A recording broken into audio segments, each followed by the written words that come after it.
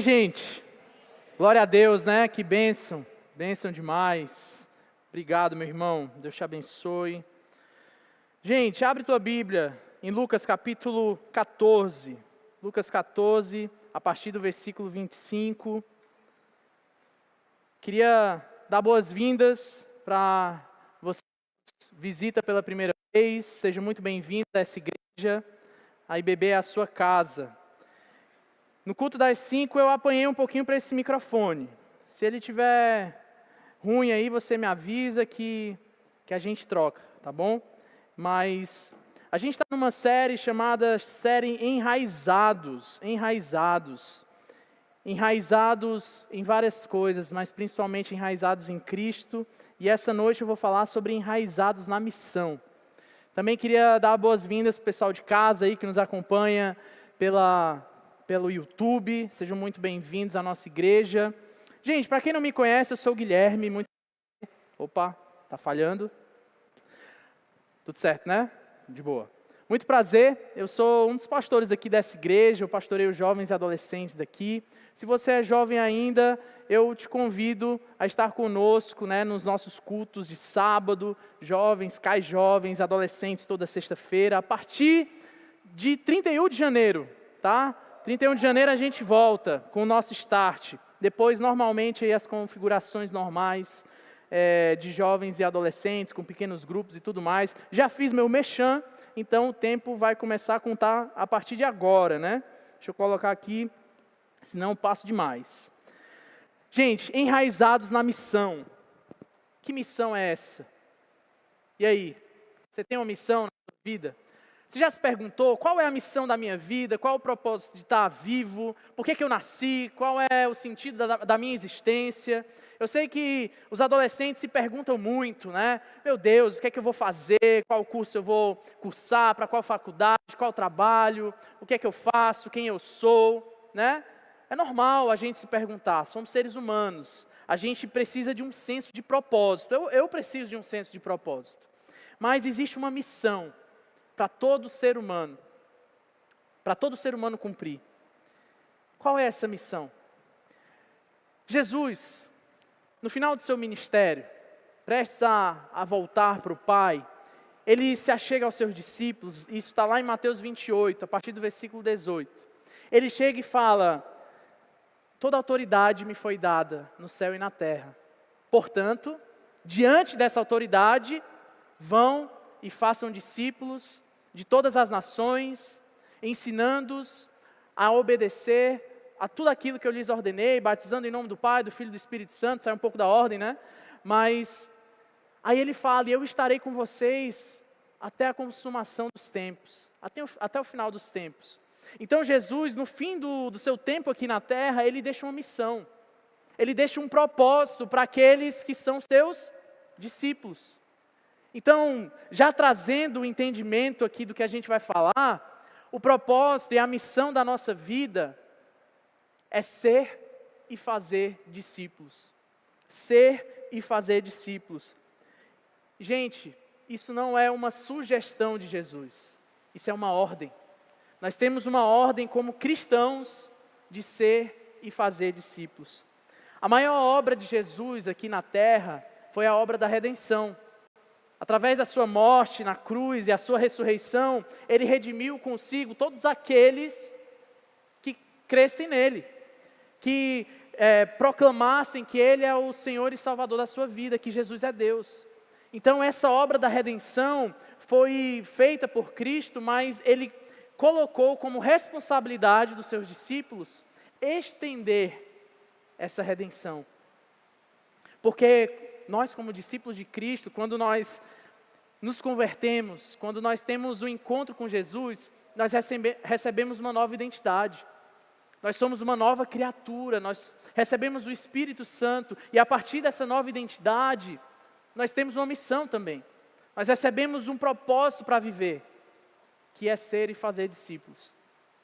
E a partir disso, a partir da nossa realização de discípulos de Jesus, nós estamos estendendo essa obra da redenção para todas as nações. Então, o nosso propósito não é algo pessoal, não é um sonho pessoal. O nosso propósito é levar essa mensagem de esperança, é fazer discípulos de Jesus, aonde estivermos. Só que existe um preço, existe um custo a ser pago para se tornar um discípulo de Cristo e fazer novos discípulos de Cristo. E eu queria ler com você Lucas 14, 25. Amém? Todos abriram? Deu tempo aí, né? Vamos lá. Uma grande multidão seguia Jesus, que se voltou para ela e disse: se alguém que me segue amar pai, mãe, esposa, filhos, irmãos e irmãs, até mesmo a sua própria vida, mais do que a mim, não pode ser o meu discípulo. E se não tomar a sua cruz e me seguir, não pode ser meu discípulo. Quem começa a construir uma torre sem antes calcular o custo e ver se possui dinheiro suficiente para terminá-la? Pois se completar apenas os alicerces e ficar sem dinheiro, todos rirão dele, dizendo: esse aí começou a construir, mas não conseguiu terminar. Ou que rei iria à guerra sem antes avaliar se o seu exército de 10.000 poderia derrotar os 20.000 que vêm contra ele? E se concluir que não, o rei enviará uma delegação para negociar um acordo de paz enquanto o inimigo está longe. Da mesma forma, ninguém pode se tornar meu discípulo sem abrir mão de tudo que possui. 34. O sal é bom para temperar, mas se perder o sabor, como torná-lo salgado outra vez? O sal sem sabor não serve para o solo e nem para adubo, é jogado fora. Quem é capaz de ouvir, ouça com atenção. Então eu queria essa noite te convidar a ouvir com atenção. Amém? Vamos orar mais uma vez? Senhor Deus, eu te peço, Senhor, te clamo. Faz a tua obra na nossa vida, Espírito Santo, fala ao nosso coração. Que a tua palavra possa fazer morada na nossa vida e nos transformar de dentro para fora, Deus. Nos traz a responsabilidade da nossa missão como cristãos aqui na terra. E aqueles que ainda não te conhecem, Pai, que hoje seja um dia de encontro contigo. Que hoje seja um dia de salvação nesse lugar, para que novos discípulos possam te conhecer e encarar essa missão de fazer outros discípulos de Cristo. Assim nós oramos em nome de Jesus. Amém. Gente, aqui no começo diz que Jesus ele estava em meio à multidão. Jesus sempre estava em meio a uma multidão. Frequentemente, Jesus era seguido por grandes multidões no seu ministério. Só que existiam níveis diferentes dos seus seguidores. Jesus ele fala para os seus discípulos, mas no meio dos discípulos ali tinha essa multidão. Aí existia os seguidores, né, a grande multidão, mas também perto de Jesus tinham discípulos comprometidos. Discípulos que o verdadeiramente conheciam e o confessavam como o Senhor. Mas até dentro desses discípulos existiam os 12, que eram aqueles que caminhavam lado a lado com Cristo. E entre esses 12, tinham 3 mais próximos ainda. Por que eu estou falando isso? Porque dentro dos seguidores, existiam grupos muito distintos. Desde esses discípulos comprometidos, aqueles que ouviam a palavra de Jesus, mas o seguiam verdadeiramente, como também ouvintes simpatizantes, pessoas que simpatizavam com aquela fala ou com aquele estilo de vida e esporadicamente estavam ali, acompanhavam, ouviam, participavam dos milagres de Jesus. Mas também tinha a multidão curiosa, né? O ser humano é um ser curioso. Quando acontece algo novo, um movimento novo, a gente está querendo saber o que é. Poxa, chegou uma igreja nova, eles estão fazendo isso, a gente vai ver o que é, vamos no culto deles. Então naquele tempo não era diferente. Tinha João Batista tinha os seus seguidores, aí depois veio Jesus, aí começou a formar uma grande multidão querendo escutar, gente curiosa. Mas também tinham gente buscando milagres. Viram que Jesus curava as pessoas, fazia milagres, expulsava demônios, e aí as pessoas buscavam isso também, alimentos, né? O fato é que Jesus tinha muitos seguidores, mas nem todos os seus seguidores eram discípulos. E a maioria daquela multidão era simplesmente pessoas que não se comprometiam, não tinham consciência do verdadeiro discipulado, do custo que era envolvido nisso. A grande multidão é o exemplo mais escandaloso de que é possível seguir Jesus sem compromisso, ou sem levar em conta o custo de ser um discípulo. A grande multidão, ela escancarava isso, que existiam vários seguidores, que você poderia se dizer um seguidor de Jesus, estar ali esporadicamente, mas não ser comprometido. E isso precisa ser um alerta para o nosso coração, porque talvez esse seja o grande problema da nossa igreja atual, dos evangélicos. A gente se gaba muitas vezes, poxa, o número de evangélicos no Brasil está crescendo. Mas será que são verdadeiros cristãos? Verdadeiros discípulos? Ou será que é uma grande multidão se formando? Uma grande multidão de simpatizantes, de curiosos, de pessoas que acham legal essa filosofia de vida? Mas a verdade é que o Evangelho não é só uma filosofia. É a verdade para a nossa vida. É o caminho. É a mensagem de esperança, é a mensagem que traz salvação. A grande multidão é uma pessoa sem rosto. É como uma pessoa sem identidade. Você vê uma multidão, você não consegue identificar. Né? Eu sou de Fortaleza e lá eu ia aos jogos do Fortaleza, né? No Castelão. E sabe, né? Castelão, 65 mil pessoas, torcida grande, de massa. Quando eu estava lá e o estádio lotado, eu não conseguia identificar quem era. Era só uma grande multidão. Mas aí você vai no jogo do Figueirense, você vê 10 pessoas, está lá o Max, está lá o Leozinho, eu consigo identificar, vazio. Aí você vê as identidades ali, não é verdade? Não, né? Brincadeira, gente, brincadeira. É porque eu fiz essa piada no culto das 5, eu tive que repetir. Precisa ser igual. Mas, gente, o fato é que Jesus, ele não estava muito se importando com uma grande multidão.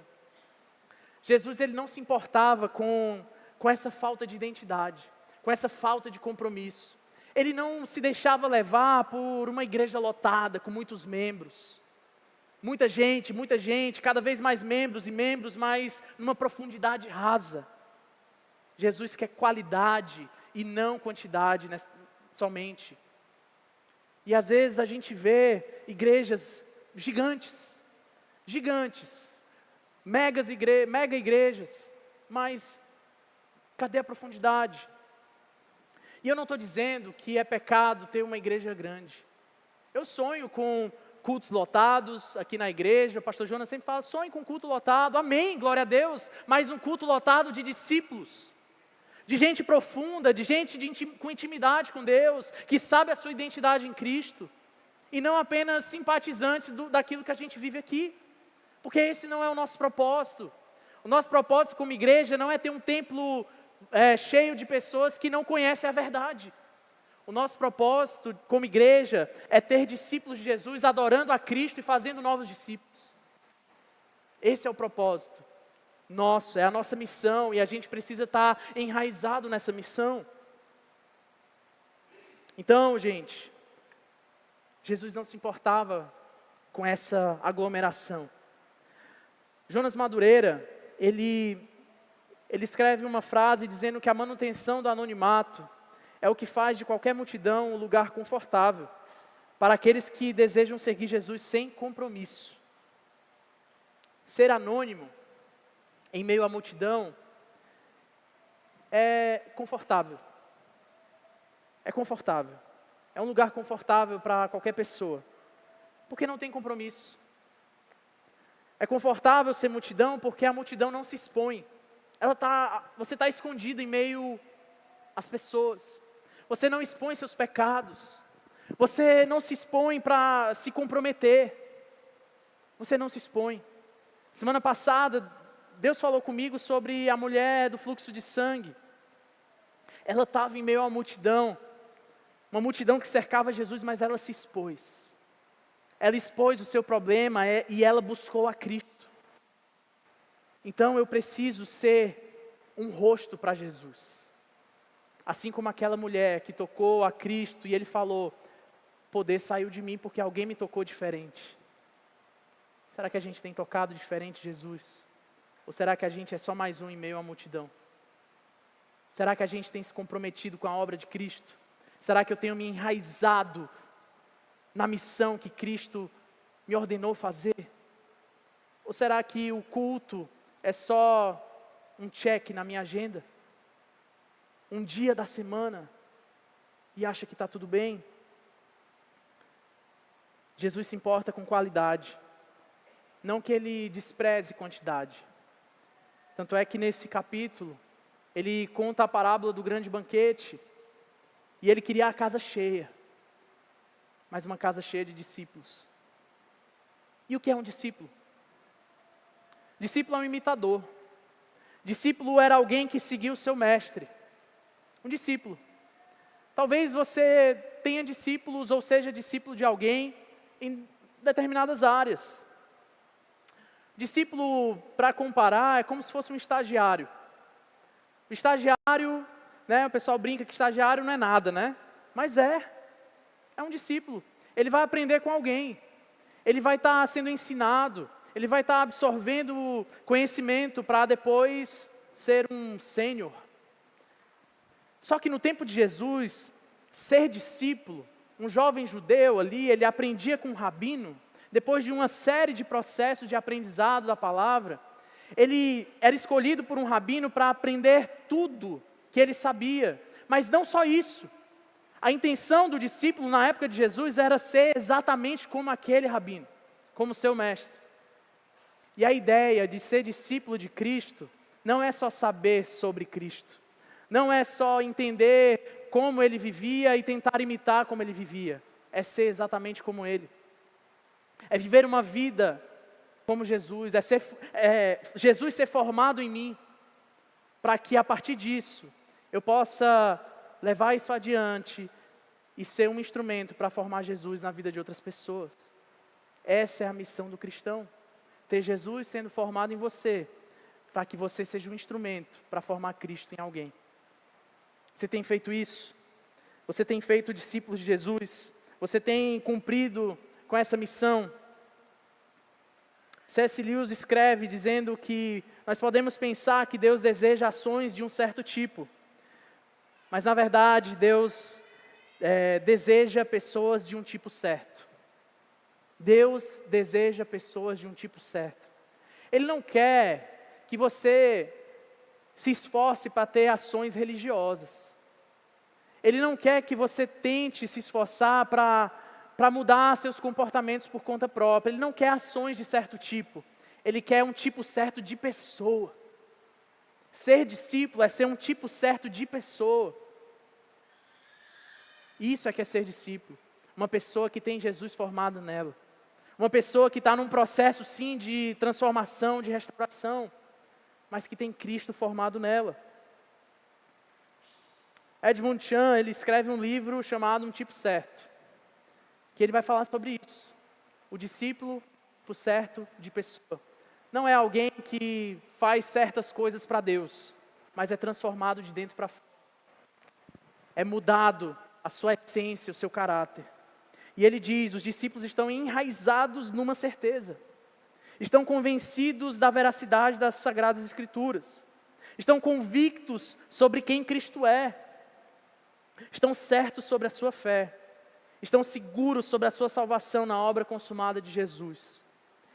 E eles têm certeza da sua vocação. O discípulo é um tipo certo de pessoa que está convencido de que a palavra de Deus é a vontade de Deus para as nossas vidas. Que as Escrituras são a palavra de Deus. E eu não posso achar que eu vou seguir uma parte dela, ou aquilo que me convém. Eu preciso encarar a palavra de Deus como uma verdade para a minha vida na sua completude, na sua totalidade. E esse discípulo, esse tipo certo, ele é convicto sobre quem Cristo é. Cristo não é um ser iluminado, não é um profeta bacana, Cristo é Deus. E eu preciso estar convicto de quem é Cristo e de quem Ele é na minha vida. Ele está certo sobre a fé, Ele é seguro sobre a sua salvação. Você tem certeza da sua salvação? Ou você pensa, eu não sei. Ano passado talvez, mas esse ano eu já estou vacilando demais. Gente, um verdadeiro discípulo, um verdadeiro cristão, ele tem certeza da sua salvação porque não depende dele. Depende da obra, da redenção, da graça de Deus. E o Espírito Santo que habita no seu coração, ele testifica que você é filho de Deus. Então, uma vez que você é filho, você não deixa de ser filho. Amém? Amém, glória a Deus. Mas existe um custo para ser um discípulo. E a verdadeira igreja, ela não é uma multidão que simplesmente segue Jesus do seu jeito. Mas é uma reunião de todos aqueles que seguem Jesus nos termos de Jesus. Então, a IBB ou qualquer igreja, ela não pode pensar, não, vamos seguir Jesus assim. É o nosso método, é o nosso jeito. Não, tem que ser do jeito de Cristo. Eu não posso determinar o jeito que eu sigo Jesus, eu tenho que seguir o jeito que Ele quer que eu siga. Esse é o papel do verdadeiro discípulo. Essa é a atitude de um discípulo maduro. Saber que não tem a ver com sua vontade, tem a ver com o que a Bíblia fala. Não é como eu acho que devo seguir, mas é como Jesus determina de como Ele quer ser seguido. Na multidão, gente, estavam aqueles que queriam seguir do seu próprio jeito. Na multidão, é tipo assim, eu busco quando eu quero, quando dá tempo, quando a minha agenda dá. Poxa, eu fui para a praia, passei o dia lá curtindo e tal, não vai dar tempo de buscar Jesus hoje.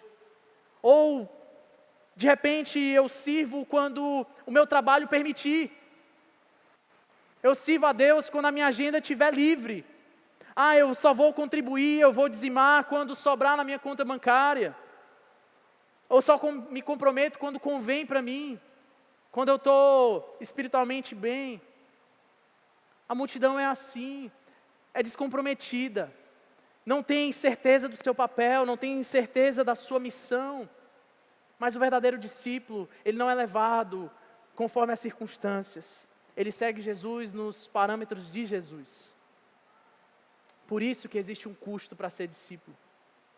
E é o que eu queria falar sobre o custo. No versículo 26, Jesus vai dizer, se alguém que me segue ama pai, mãe, esposa, filhos, irmãos, irmãs, e até mesmo a própria vida, mais do que a mim, esse não pode ser meu discípulo. Imagina, estou com uma pitica em casa, 2 meses, coisa mais linda. Eu tenho que amar a Cristo mais do que eu amo a minha filha. Eu tenho que amar Jesus mais do que eu amo a minha esposa, os meus pais. Porque senão eu não posso ser discípulo dele. E o primeiro custo que Jesus fala aqui é o custo do amor. E o que determina o tipo de amor que nós temos, que nós vivenciamos, é o objeto que nós amamos. Como assim? Cara, eu amo surfar. Quem me conhece sabe, né? Queria poder estar mais constante, mas sabemos que a agenda não contribui. Mas eu amo surfar, eu acordo, passo um café, como ali alguma coisa, coloco minha prancha na capa, arrumo as coisas ali, minha bolsa, pego o carro e vou lá para o Campeche, para o Rio Tavares, enfim. Amo isso. Eu chego lá, eu me renovo, eu coloco o pé na areia, já é maravilhoso. O pessoal diz que, né, é aterramento, eu sei lá se é isso, mas eu amo. Eu amo. Eu entro no mar, pode ter altas ondas, pode estar ruim. Eu amo. Só que eu também amo a minha esposa. Te amo, esposa? Eu amo a minha esposa. Mas será que eu trocaria a minha esposa pelo surf? Não, esposa, agora eu quero me divorciar de você porque eu quero passar a minha vida surfando. Claro que não, né? Porque o amor pela minha esposa é infinitamente maior do que o amor pelo surf. O amor pela minha família é totalmente diferente do amor que eu tenho por um esporte, que também é diferente do amor que eu tenho por Jesus. E para seguir Jesus, é necessário ter um tipo certo de amor por Ele. Para eu poder seguir Jesus, eu preciso amar Jesus da forma correta. Agostinho de Hipona, ele escreve uma obra chamada Confissões. Ele diz: Senhor, minha consciência não duvida, antes tenho a certeza de que te amo. Feriste-me o coração com a tua palavra, desde então te amei. Mas o que eu amo quando eu te amo? O que eu amo quando eu te amo? O discípulo, ele tem um tipo certo de amor. E essa pergunta de Agostinho, ela é crucial. Porque a gente pode amar determinadas coisas como se elas fossem outras coisas. Como assim? Vou dar um exemplo. Quem já assistiu o Náufrago aí? Tom Hanks. Lá no Náufrago, o personagem lá, ele encontra uma bola. Como é o nome da bola? Wilson, né? Wilson. Aí ele pinta a bola, faz um rostinho na bola, ele estava sozinho. E a bola vira o melhor amigo dele. É o Wilson para lá, o Wilson para cá. E ele ama aquela bola como se fosse uma pessoa. Só que a bola não era uma pessoa, gente. A bola não era uma pessoa, a bola era uma bola. E por que eu estou contando essa história? Porque as pessoas podem amar a Deus como só mais alguém importante. As pessoas podem amar Jesus como se fosse só um amigo legal. Como se fosse uma religião, um filósofo, um profeta. Alguém na sua agenda. Só que o amor que eu tenho por Cristo não pode ser comparado ao amor que eu tenho pelas outras coisas. Eu vou confessar um pecado. Às vezes eu fico pensando, meu Deus, e se Deus me mandar para o interior do Brasil, que não tem praia? Ficassem as praias de Florianópolis. Cara, eu sou apaixonado por essa cidade, velho. Eu amo. Eu amo as praias, eu amo... Já falei que eu amo surfar, né? Falei? Várias vezes. Assim como o Max ama andar de cavalo, eu amo surfar. Mas imagina, se eu estivesse no interior do Brasil, eu ia dizer, não Deus, esse não é o meu chamado, eu estou enlouquecendo aqui. Mas cara, eu não posso dizer não para um chamado de Deus. Porque se eu estiver dizendo não, pelo fato de eu amar praia, eu vou estar dizendo, eu amo mais praia do que o Senhor, Deus. Vocês estão entendendo? Jesus não é só mais um item na nossa agenda. Jesus, ele não é comparável à minha família. Ele é muito além. E o amor que eu tenho por Jesus não pode se comparar a nenhum amor. Porque eu preciso ter o tipo certo de amor por Ele. E o que isso tem a ver com o discipulado? Porque o discipulado, ele exige que nós amemos a Jesus como Deus. Ser discípulo e viver a missão, estar enraizado na missão de Jesus, exige que eu ame a Cristo como Deus, como Senhor, soberano. É como Ele fala, toda autoridade no céu e na terra me foi dada, portanto vão. Você já trabalhou para alguém que tem muita autoridade?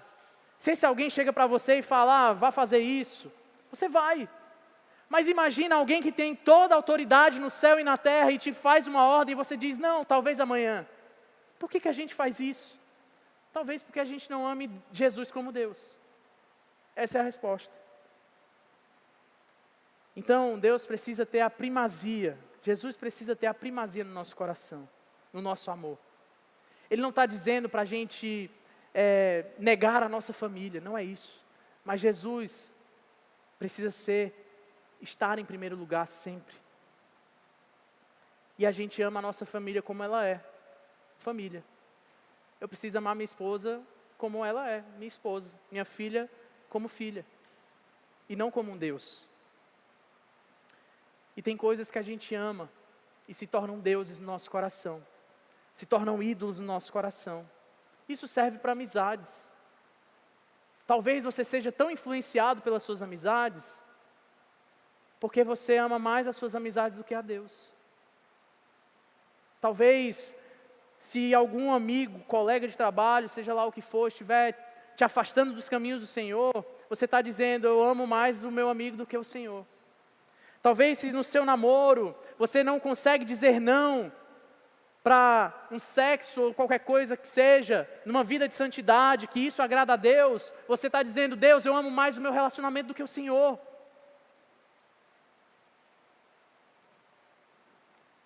Isso vai para o casamento, vai para qualquer área da vida. E ele vai dizer, se você ama a sua própria vida mais do que a mim, você não pode ser meu discípulo. Então eu preciso morrer para as minhas vontades, para a minha vida, para os meus desejos. E dizer, Senhor, eu te amo mais do que tudo. Eu estou disposto a largar tudo, a fazer tudo em prol do teu reino, porque eu te amo mais do que tudo. E o verdadeiro discípulo, aquele que está verdadeiramente enraizado na missão, deve amar Jesus como Ele é, Deus, acima de tudo, de todos. Tem um exemplo de um marroquino, que ele deixa o islamismo e se converte ao cristianismo. E ele é expulso do país, ele tem o seu passaporte cancelado, e ele não pode voltar para lá, porque ele se converteu. Agora ele é cristão, e ele não vê mais a sua família. E ele escreveu, eu não posso mais voltar por causa da minha fé.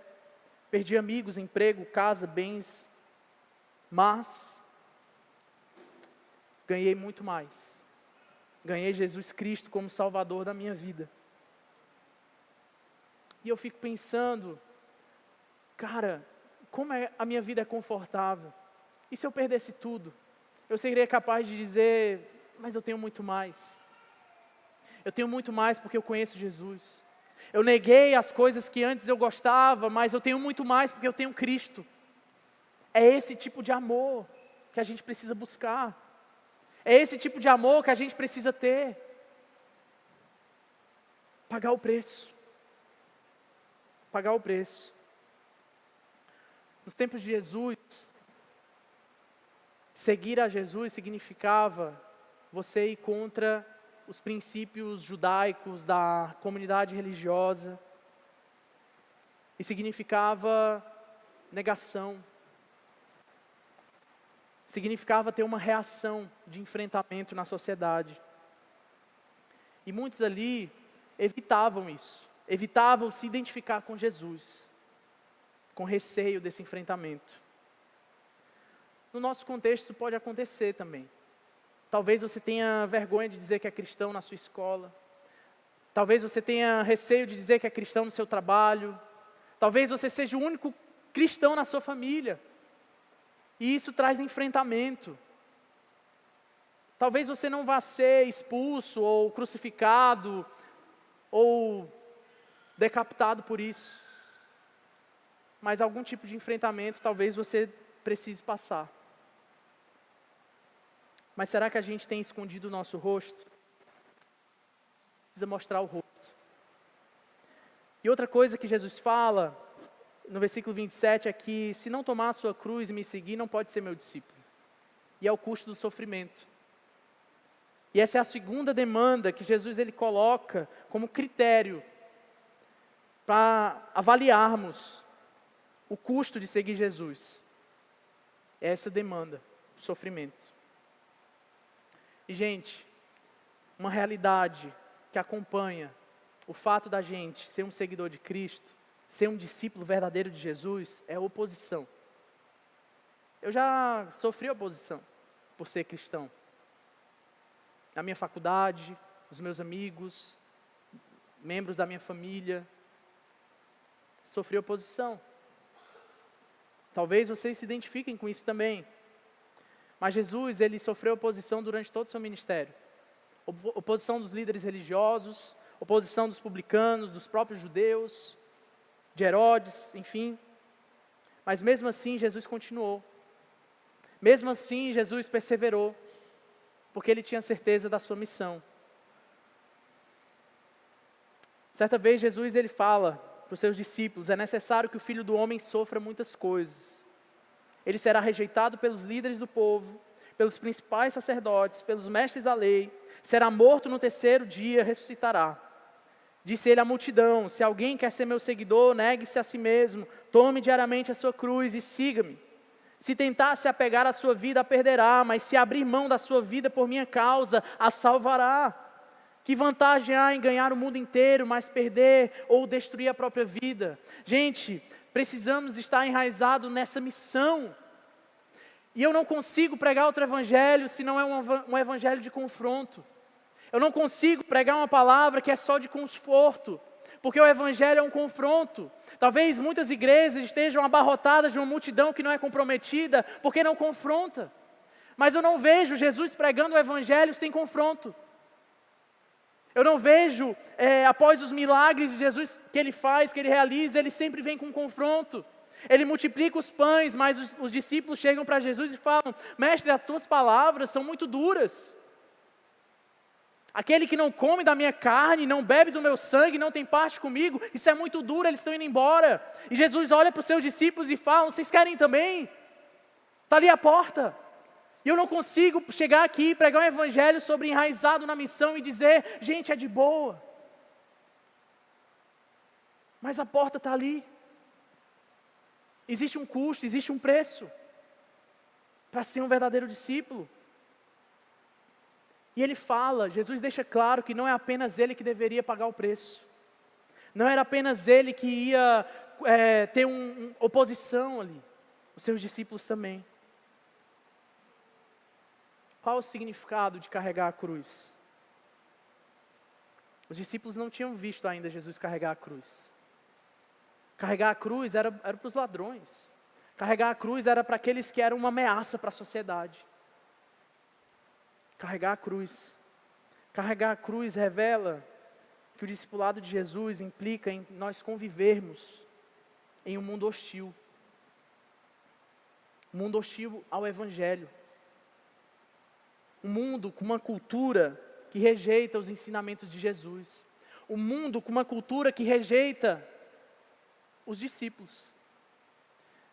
Sabe qual é o papel do discípulo? É ser hostil para a sociedade. Na verdade, ser uma ameaça para a sociedade. O discípulo é uma ameaça para a sociedade. Porque o verdadeiro discípulo, ele vai contra o sistema, os valores, os princípios do mundo. E se você não está sendo uma ameaça para a sociedade, você não está sendo um discípulo verdadeiro. Quando a gente despreza essa demanda do sofrimento, do enfrentamento, que é inerente ao discipulado, sabe o que a gente está fazendo? A gente está forjando uma cruz para nós mesmos. A gente está pegando a cruz, que era a cruz de Jesus, e falando: não, deixa eu colocar algumas almofadas aqui, deixa eu deixar mais confortável, deixa eu tirar um pouco o peso, deixa eu diminuir aqui o tamanho. Por quê? Porque precisa estar confortável. Essa cruz precisa caber na minha agenda, essa cruz precisa caber no meu tempo, na minha energia. E é isso que a gente está fazendo. Uma vez eu li que tinha um missionário que foi numa cidade, e ele viu uma feira religiosa, e nessa feira tinha uma barraca com uma placa: cruz em promoção. E ele fala ali que Deus falou com ele, dizendo que muitas vezes ele queria uma cruz que estava em promoção, que não custava tanto. E o fato é, gente, que muitas vezes a gente está querendo uma cruz que não custa quase nada. E não é isso que um cristão enraizado na missão deve buscar: uma cruz leve, uma cruz em promoção, uma cruz que não me custe. Porque essa cruz, ela não nos humilha o suficiente para nos salvar do amor próprio. A cruz precisa ser um objeto de humilhação para nós, para que a gente seja transformado e para que a gente olhe para Cristo e diga: Deus, eu dependo totalmente de Ti. Eu não valho nada, eu não tenho valor para nada. Eu dependo do Senhor. Um tipo certo de sofrimento. Somente o sofrimento que é fruto da obediência a Jesus comprova que nós somos autênticos seguidores de Jesus. Daí Jesus ele vai contar uma parábola, na verdade duas. A primeira é sobre uma construção. Ele fala: que construtor que se preze, que quer construir uma torre e antes não calcula o preço para ver se vai ter dinheiro suficiente para concluir essa obra, porque se não concluir, as pessoas vão rir da cara dele. Não faz sentido isso? Então a gente precisa calcular o preço.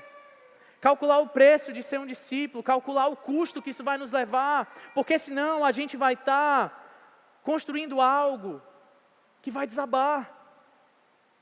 Se a gente não entende o que nos custará para a gente se tornar um verdadeiro discípulo, a gente corre o risco de estar construindo uma torre ou qualquer outra coisa que não.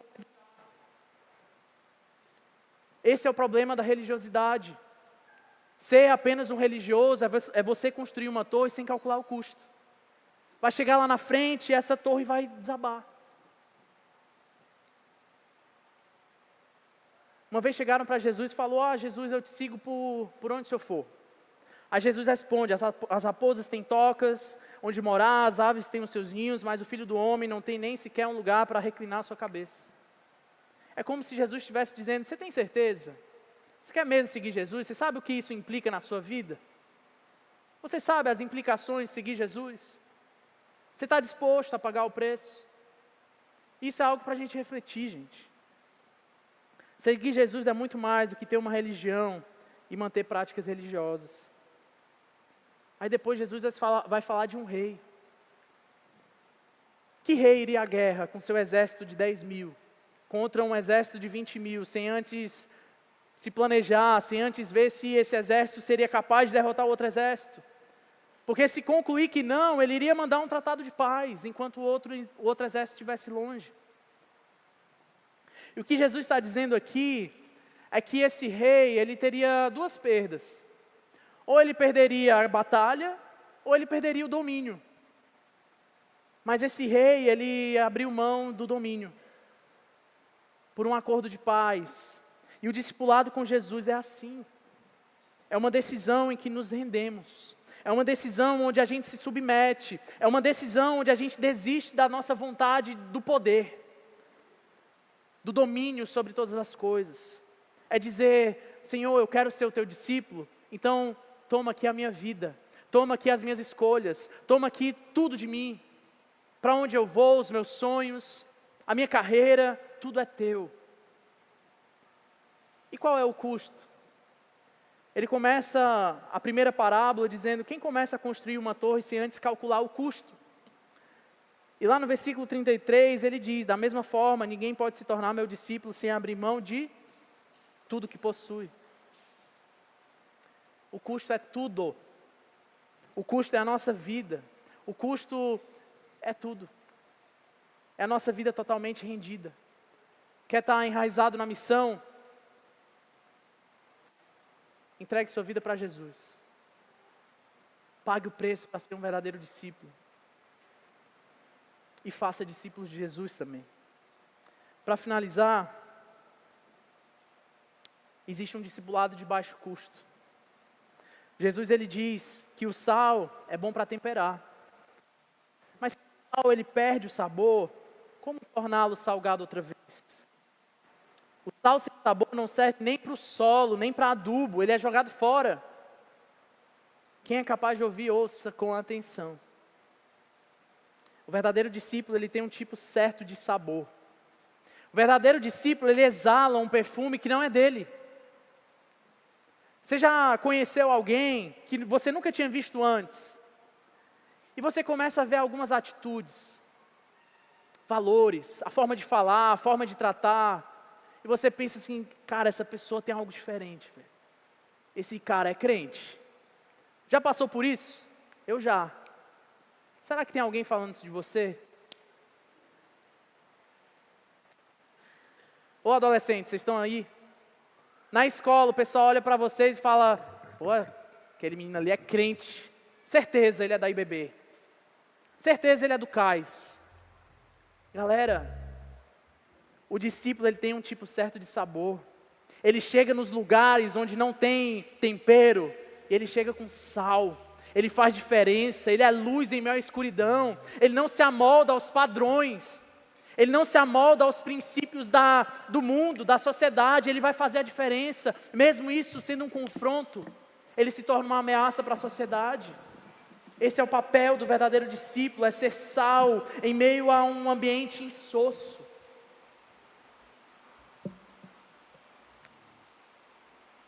Ter aparência de discípulo não é suficiente. Só parecer, só ter práticas religiosas não é suficiente. Deus está chamando eu, você, cada um aqui, para estar enraizado na missão de ser e fazer discípulos. Declare pelas ruas, vai falando de Jesus, mas também Gaste o seu tempo e a sua vida para formar Cristo no caráter de alguém. Para formar o caráter de Cristo na vida de alguém. A nossa igreja é uma bênção.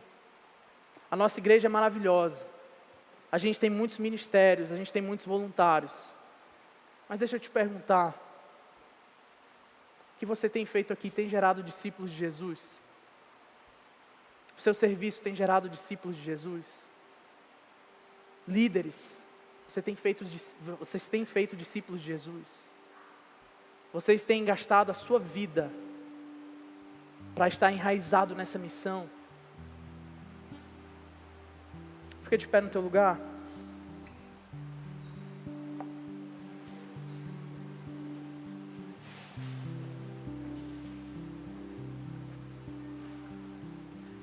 Queria ter um tempo de oração aqui. Tempo de vulnerabilidade. Isso é para todo mundo, gente. A gente precisa estar sempre se avaliando. Avaliando o nosso coração pecaminoso. Será que eu tenho amado Jesus do jeito certo? Será que eu tenho vivido um verdadeiro cristianismo? Será que eu tenho negado a minha própria vontade, carregado a minha cruz, pagado o preço? Ou será que eu tenho sido uma multidão? Será que eu tenho estado num anonimato, sem me envolver, sem me comprometer, sem me expor, sem gastar tempo? Porque é difícil, galera. Não é fácil ser discípulo, não é fácil fazer discípulos, demanda sacrifício, sofrimento. Mas essa é a ordem de Jesus, não é uma sugestão, é uma missão. E Ele nos comissiona para isso. Talvez Jesus esteja se apresentando para você essa noite. E eu queria te convidar a fazer parte dessa família. Se Deus falar ao teu coração essa noite, eu te convido. Abra o seu coração para Ele. Abra o seu coração para ser um verdadeiro discípulo. Talvez você esteja tanto tempo na igreja, mas apenas construindo uma torre, sem calcular o custo, sem pagar o preço. E eu te convido, abre o teu coração para Jesus. A gente vai louvar agora. E se de repente Deus falar ao teu coração, eu quero te convidar a vir aqui à frente. E eu queria orar por você e celebrar esse encontro. Vamos cantar, mas saia do teu lugar. Se Deus está falando ao teu coração para ter um encontro verdadeiro, ou quem sabe até um despertamento, eu quero fazer discípulos de Jesus. Eu sou um discípulo, mas eu preciso fazer um discípulo. Também quero orar por você. Vamos louvar.